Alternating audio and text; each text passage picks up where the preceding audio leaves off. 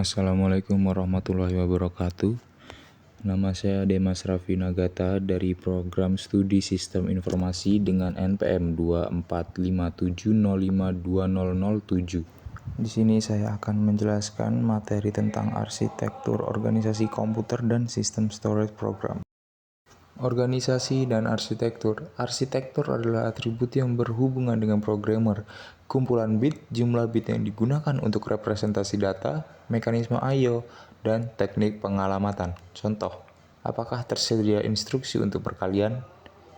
Yang kedua, organisasi adalah bagaimana suatu perangkat diimplementasikan, sinyal kontrol, interface, dan memori.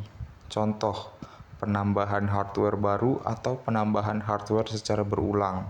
Dan apakah instruksi perkalian diimplementasikan secara hardware ataukah dikerjakan dengan penambahan secara berulang. Arsitektur sama organisasi dapat berbeda.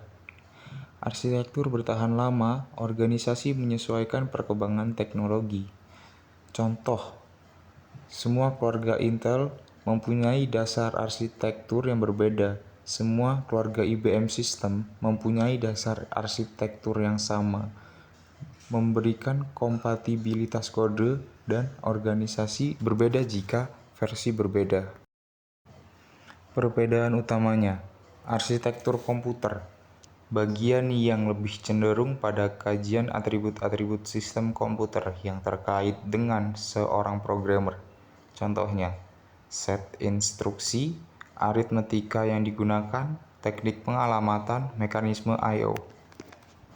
Organisasi komputer, bagian yang terkait erat dengan unit-unit operasional dan berinterkoneksi antara komponen penyusun sistem komputer dan merealisasikan aspek arsitekturalnya. Contoh aspek organisasional adalah teknologi hardware, perangkat antarmuka, teknologi memori, sistem memori, dan sinyal-sinyal kontrol. Fungsi dan struktur komputer. Fungsi merupakan operasi yang bisa dilakukan oleh komponen-komponen sebuah sistem. Contoh, komputer memiliki fungsi pemrosesan data, pemindahan data, penyimpanan data, dan pengendalian. Struktur adalah bagaimana masing-masing komponen saling berhubung satu sama lain. Contoh, sebuah komputer memiliki CPU, main memory, I/O, dan bus. Apa saja fungsi komputer? Pada prinsipnya terdapat 4 fungsi operasi, yaitu: pertama, fungsi operasi pengolahan data atau data processing. Kedua, fungsi operasi penyimpanan data atau data storage. Ketiga, fungsi operasi pemindahan data atau data movement. Yang terakhir, fungsi operasi kontrol atau kontrol. Adapun fungsi komputer secara lebih spesifik, yaitu komputer harus dapat memproses atau mengolah data. Representasi data di sini bermacam-macam, akan tetapi nantinya data harus disesuaikan dengan mesin pemrosesnya dalam pengolahan data. Kedua, komputer memiliki unit penyimpanan sehingga diperlukan suatu fungsi penyimpanan data. Walaupun hasil komputer digunakan saat itu, setidaknya komputer memerlukan media penyimpanan untuk data prosesnya. Ketiga, dalam interaksi dengan dunia luar, sebagai fungsi pemindahan data diperlukan antarmuka atau interface. Proses ini dilakukan oleh unit input atau output dan perangkat disebut peripheral. Saat interaksi dengan perpindahan data yang jauh atau dari remote device, komputer melakukan proses komunikasi data. Yang terakhir, fungsi pengendalian juga dilakukan oleh komputer, baik pengendalian internal dalam komputer itu sendiri maupun pengendalian eksternal, yaitu pengendalian peralatan lain. Ini adalah gambaran fungsi komputer. Yang pertama, data movement apparatus merupakan interface untuk pemindahan data. Yang kedua, control mechanism merupakan pengendalian utama fungsi komputer. Yang ketiga, data storage facility merupakan unit penyimpanan data. Yang terakhir, data processing facility merupakan unit untuk pemrosesan data. Langkah-langkah pengolahan data. Yang pertama, data diambil dari storage oleh kontrol. Lalu kontrol memberikan ke bagian processing untuk diolah. Dan yang terakhir, hasil olahan pada bagian processing kemudian disimpan kembali ke storage sebagai sebuah result. Langkah-langkah pemrosesan dari penyimpanan ke input atau output. Pertama, data diambil dari data movement aparatus oleh kontrol, lalu kontrol memberikan ke bagian processing untuk diolah. Terakhir, hasil olahan pada bagian processing kemudian diambil ke storage ataupun disimpan ke storage sebagai sebuah result. Sebaliknya, data dari storage diambil oleh kontrol untuk diolah. Setelah itu, hasilnya dikirim ke data movement aparatus. Langkah-langkah penyimpanan data. Data dari data movement aparatus dipindahkan ke kontrol untuk di-save ke memory storage. Sebaliknya, data dari memory storage dipindahkan oleh kontrol ke write ke data movement aparatus. Langkah-langkah pemindahan data.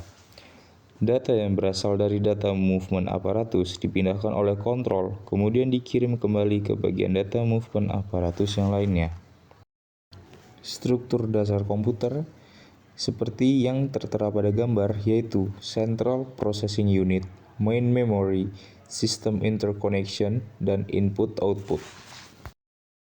Central Processing Unit atau CPU berfungsi sebagai mengontrol operasi komputer dan pusat pengolahan fungsi-fungsi komputer. Main Memory berfungsi sebagai penyimpan data. I/O atau input dan output berfungsi memindahkan data dari atau ke lingkungan luar atau ke perangkat lainnya. Sistem interconnection berfungsi sebagai sistem yang menghubungkan CPU, memori utama, dan I/O. Struktur CPU yaitu registers, arithmetic and logic unit, internal CPU, interconnection, control unit. Control unit berfungsi untuk mengontrol operasi CPU dan mengontrol komputer secara keseluruhan. Arithmetic and Logic Unit atau ALU berfungsi untuk membentuk fungsi-fungsi pengolahan data komputer.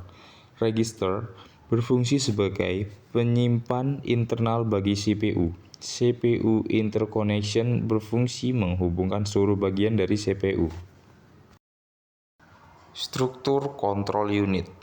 Control unit, sequencing logic, control unit register and decoders, dan control memory.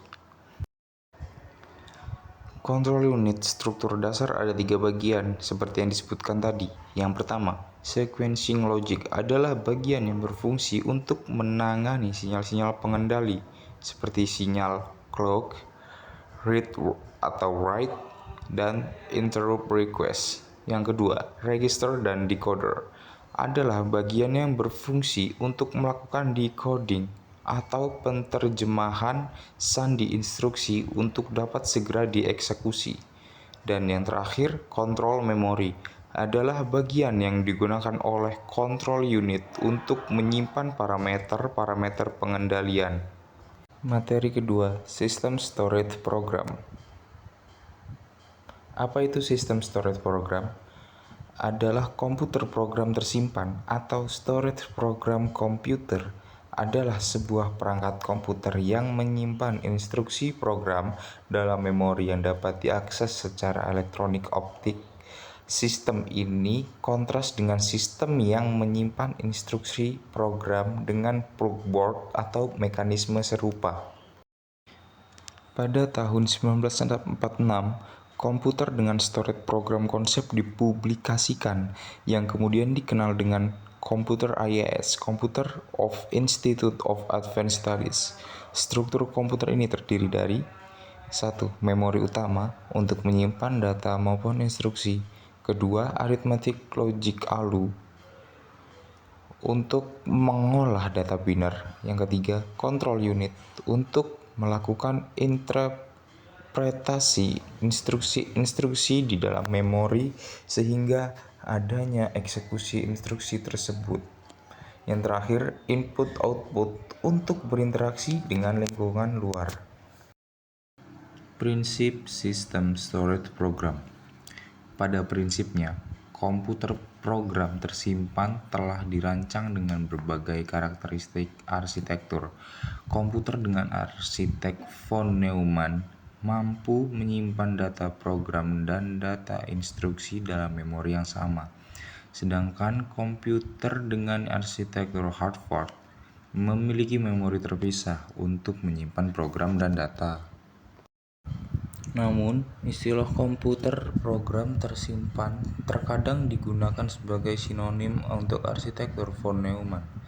Jack Copeland menganggap bahwa secara historis tidak pantas untuk menyebut komputer program tersimpan digital elektronik sebagai mesin von Neumann.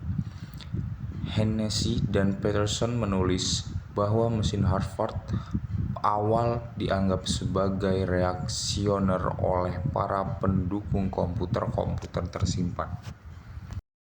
Sekian penjelasan dari saya. Wassalamualaikum warahmatullahi wabarakatuh.